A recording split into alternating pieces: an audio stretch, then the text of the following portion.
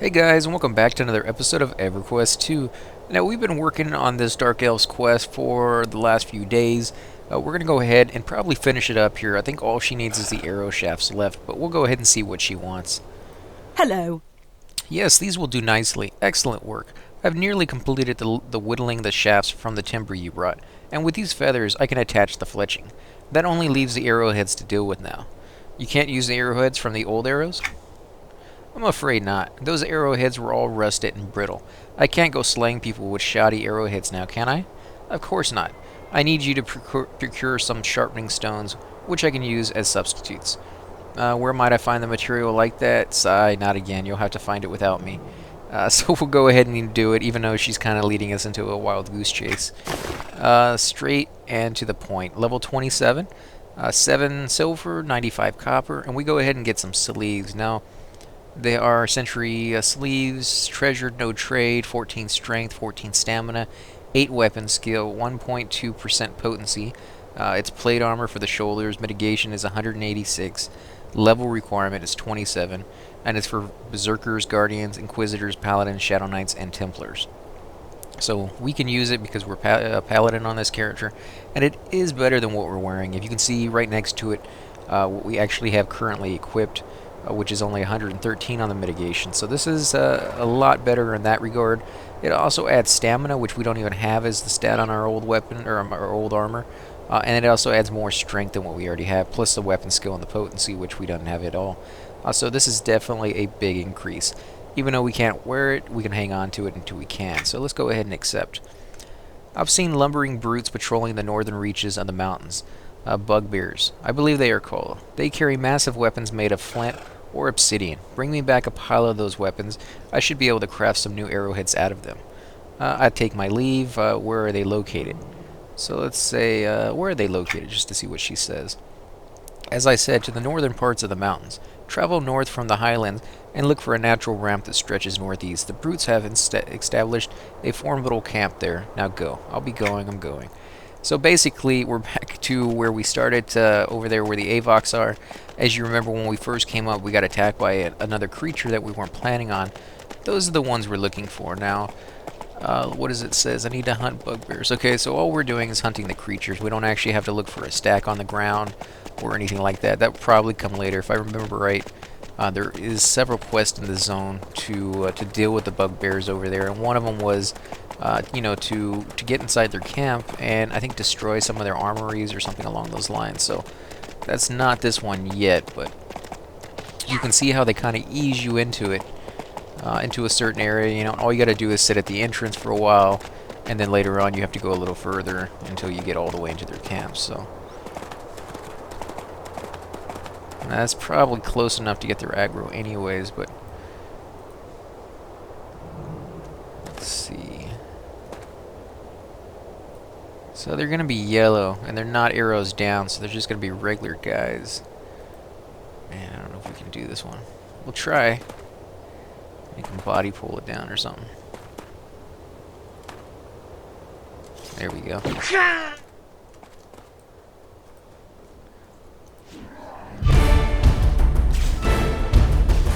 Now, a body pull is basically just using your body as the aggro. If you were to cast a spell on those guys, they may, because they're so close to each other, aggro the ones next to it. Now, they're not as finicky as they were in EverQuest 1. They don't do that as nearly as much as they did back then, but they still do occasionally.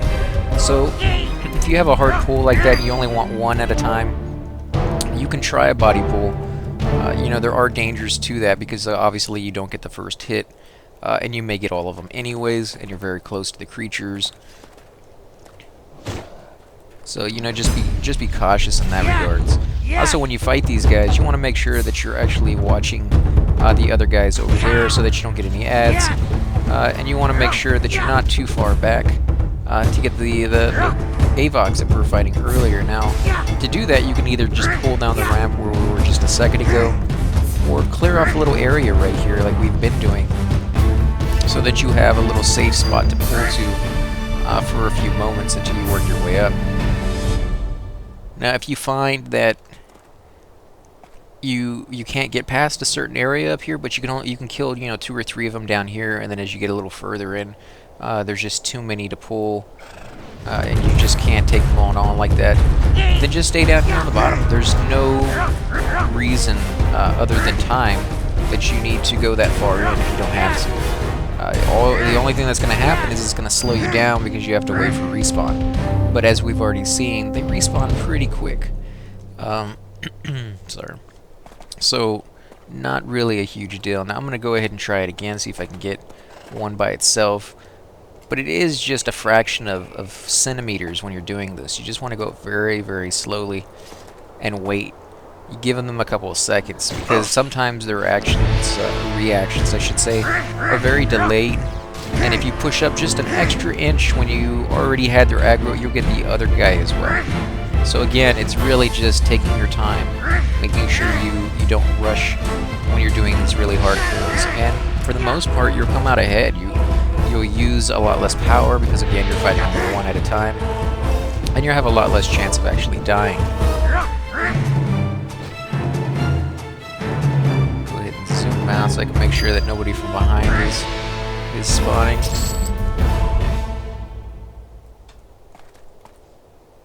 Good there. And again, as I said before with the AVOX, you want to remember that when you fight your way in, you also, unless you can find a way to jump off a cliff or fly off with your flying mount, you're going to also have to fight your way out. So you want to remember that if you need, say, 15 creatures like we do in this case, then when you get 7 or 8, you can start heading out again because chances are they will have respawned, and you can kill those same 7 or 8 on the way back out. So you don't necessarily have to go all the way in and get your full 15 before you stop. You can see there's other people here already. Now this would be the perfect time to get a group. You see they're killing those creatures. Maybe they're working on the same quest line, maybe they're not. But it's worth, checking out. See, hey, you guys want to join together. In fact, I think it's just one guy with a mercenary that's doing it, but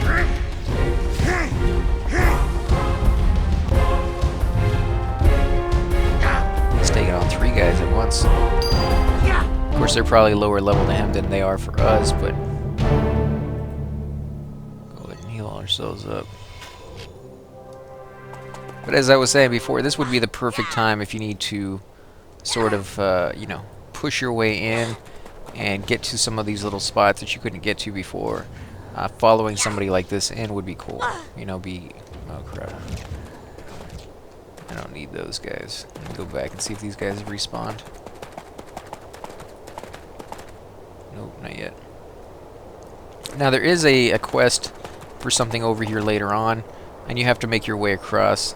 That guy's actually a named guy, level 33. We're not going to be able to take him on just yet. A little too much out of our league. I wouldn't really try taking on a named that high until you're probably around 28 at the least. But even that could be very sticky. Unless you have some other people with you, then you'll probably be fine. But unfortunately, these guys are all too high.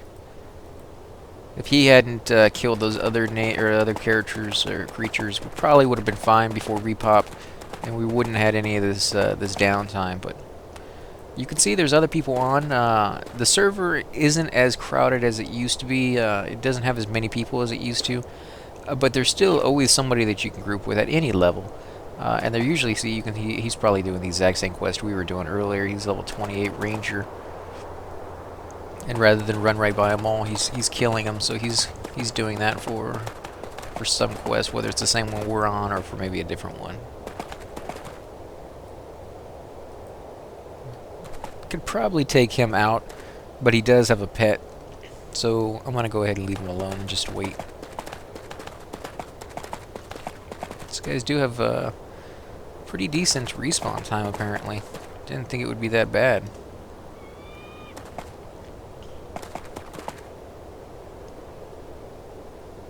Wait for it.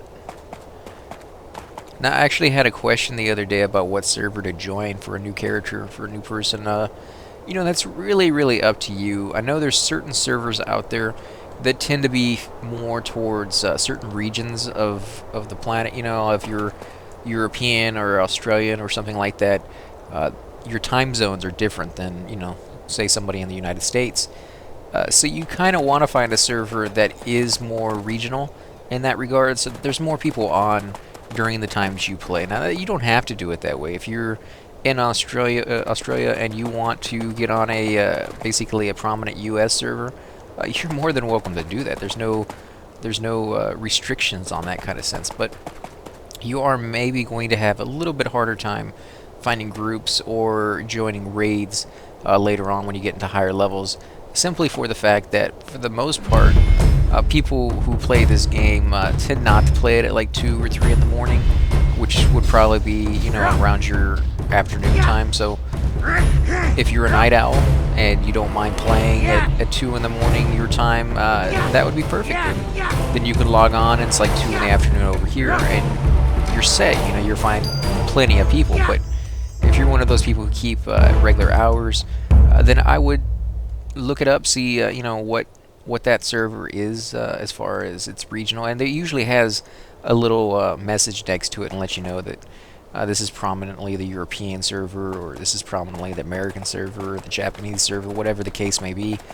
The other reason for doing that is if you speak a different language than that region, the prominent language of that region, I should say. There's no set language for any region, but if you're a European and you join, say, a Japanese server, everybody speaking Japanese, then you're not going to be able to understand what anybody's saying. You're going to have a difficult time joining groups or getting into guilds or anything, really, because you just don't understand what they're saying. There's that language barrier. So that's another reason for kind of sticking with, birds of a feather flock together kind of thing. You want to join people who are going to make it not just easier for you to play, but possible. Unless you really want to push yourself to learn a different language, then that would be a good way to do it. It's kind of like throwing yourself into their culture because everybody's speaking that language, and you can do it at your own leisure, kind of looking up words and talking to other people and figuring stuff out. And you'll be surprised, most people in other countries outside of the U.S. actually speak multiple languages, so they can probably help you out with kind of learning the language and stuff. I'm not one of those people who speak multiple languages. I wish I did. I wish I had learned that earlier in life, or that I had the patience to go back and learn it now. But I'm just one of your typical Americans in that sense, that English, and not even really good English, is the only language I know. So, man, these guys are taking forever. In fact, the only ones who have spawned are like the roamers, not even the 2 sets yet. Even when those guys spawn, it won't be enough. It's gonna be a long video. Somebody over there? Nope. Now, if you have to do this, and you're not worried about somebody else taking your kills when they respawn, or you're not worried about it fully respawning and having to try to pull one solo at a time, just run around. All you have to do is run around and look for some shinies. I mean, you don't have anything to lose by doing that. In fact, here we go. We can kill some of these guys. This should be fine. Should have come over here first. These actually look like an easier way to get in as far as solos. These are some ugly creatures. There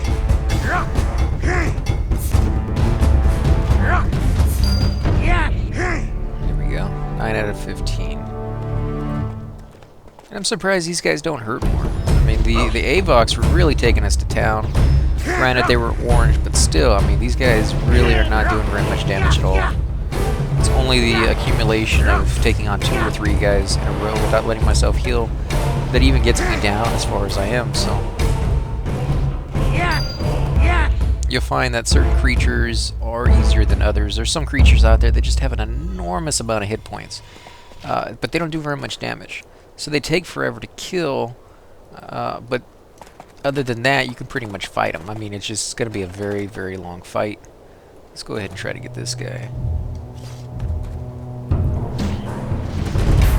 And this guy might hurt because he's a little bit higher level. He's actually 1 level higher than what we're fighting here at 28. Yeah, so about 4 levels more than we are. And you can see he's actually resisting some of my spells. That's going to happen when you fight higher level creatures. Now, if you fight a creature way higher than you, chances are he's going to kill you with a hit, if he's that high. But if he's high enough and you don't die right away, he is going to resist pretty much all your spells. And you see I discovered a little point of interest on the map. Let's see if I can get this guy. This guy would probably be easier. But he is rather close. I don't know.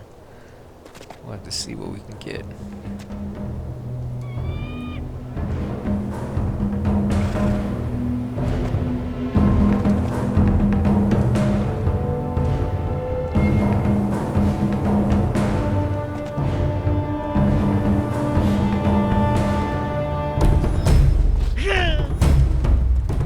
Let's see, how many did we get? Oh, we just got one.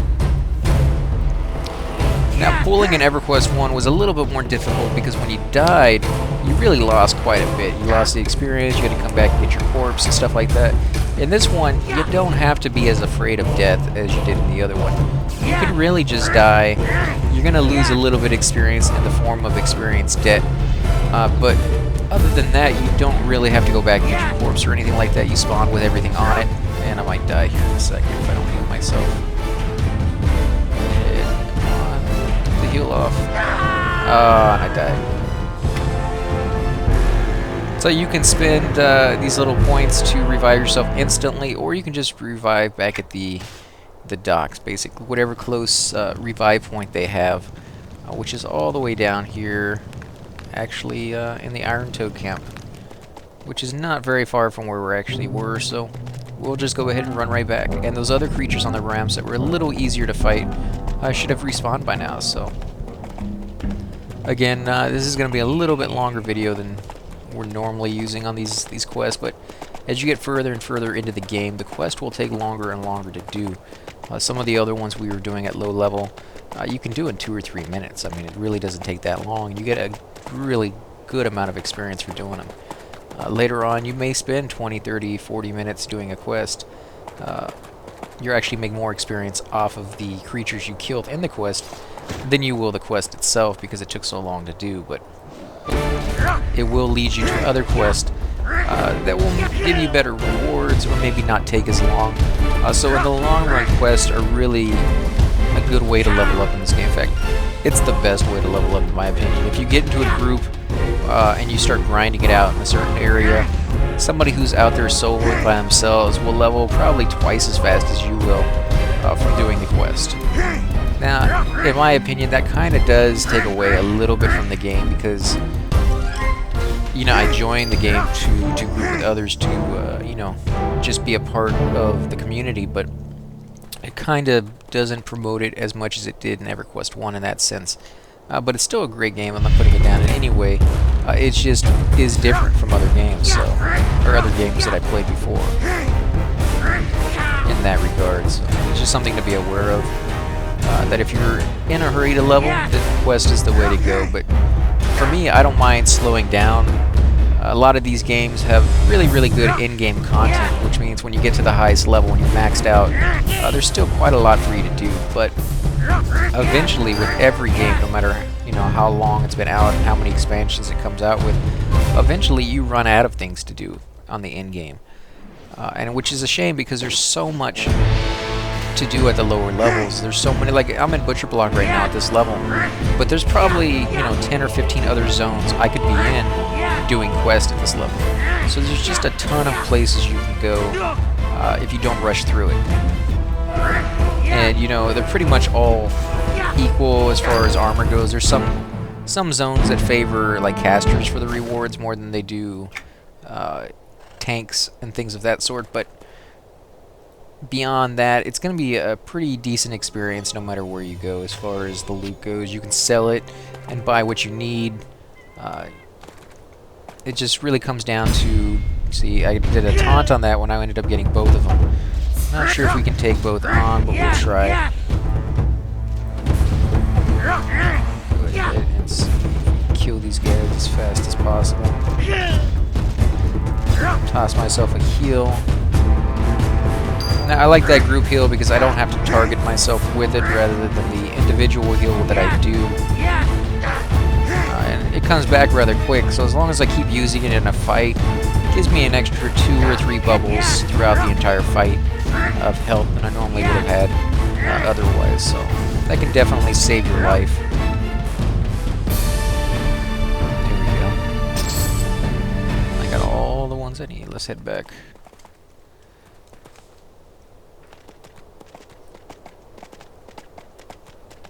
Now, sometimes if I'm feeling brave enough, I'll actually run through these guys on purpose just to train them.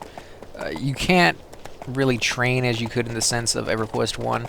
These creatures are locked onto me. If somebody else runs by me, they're not going to attack them. So you don't have to really worry about getting those, you know, or killing other players because you were too lazy to go around these guys. So that's kind of nice that they're locked in. You hear them chasing after me, but they don't have a chance to get... They're just too slow.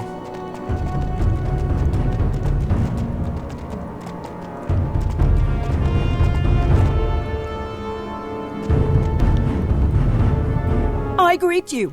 Well done. These will do nicely. Now, as a token of my appreciation, I will refrain from slaying you. You may leave now. What? After all that I've done for you? Nice. Got an achievement point and a level. I think not just an achievement point. No, I got a level 2. I have to go down here to the bottom right and go to Show Adventure Experience. Yep, level 25. Straight into the point, level 27. Got 13 silver and 93 copper, along with their sleeves, which we just can't wear for another 3 levels. Fine, you see, this is why I insist on working with only those who are easily subjugated and mute. So fewer incidents like this. Here, take this. I suppose you've earned it. That's more like thank you. So that's going to be the end of her quest line. Again, guys, if you like these videos, please hit the like button, subscribe, leave comments below, or as always, you're welcome to log on, hit me up in game.